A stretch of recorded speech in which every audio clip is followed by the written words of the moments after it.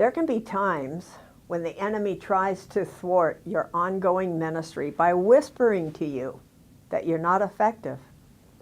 You may feel that what you are doing or what you're not doing is not yielding the fruit that you had hoped to see in your life and in the life of others. Listen to this wonderful example, a story told by Jamie Buckingham at the New Orleans International Conference in 1991. He started by sharing the scripture out of Acts about Peter walking with his eyes on Jesus and how they brought people out to the streets in hope that Peter's shadow would fall on them and they would be healed. You'll see that in Acts 5:15. Jamie then went on to encourage each of us to walk with our eyes on Jesus and thereby allowing our shadow to fall on others in a way of influence.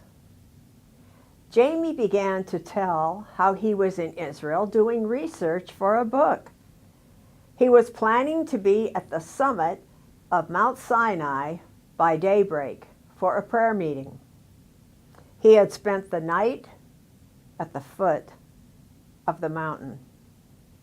About halfway up the mountain, a tribe of Aborigines passed him, some of them elderly, some barefooted, with a white man.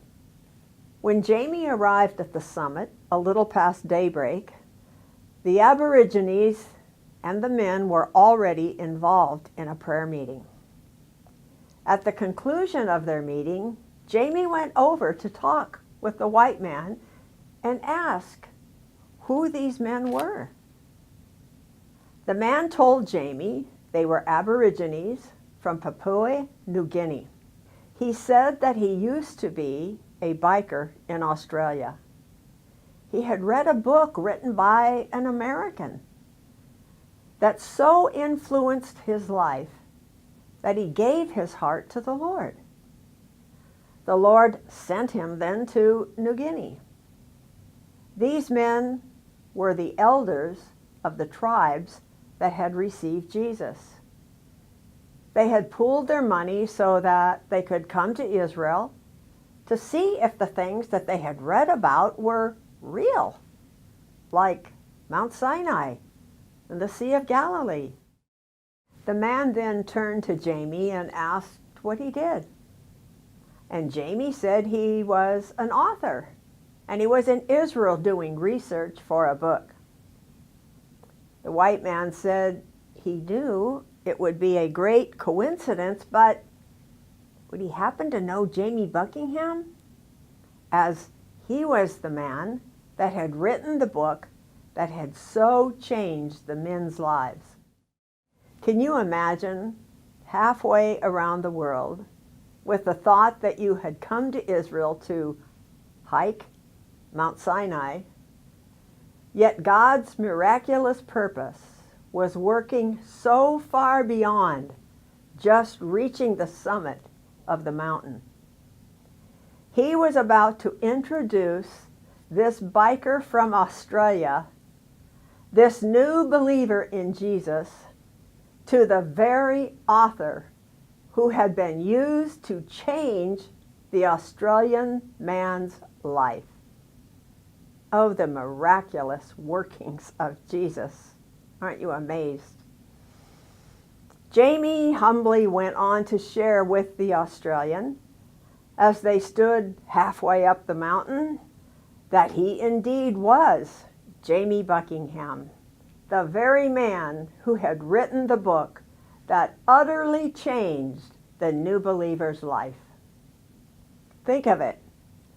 It was all due to Jamie's God-given talent to write a book, and he had now cast his shadow halfway across the earth to touch an Australian man's life. My friend, let me say from the fullness of my heart, you too are casting a shadow. It comes in the simplest of ways. Perhaps hiking a mountain in Israel sounds like something of biblical proportions. But my life, your life, lived out in the natural ways God has planned. As we go about our daily tasks, we also cast a shadow. You will never be aware of how many times and how many ways that Jesus has shown up through you.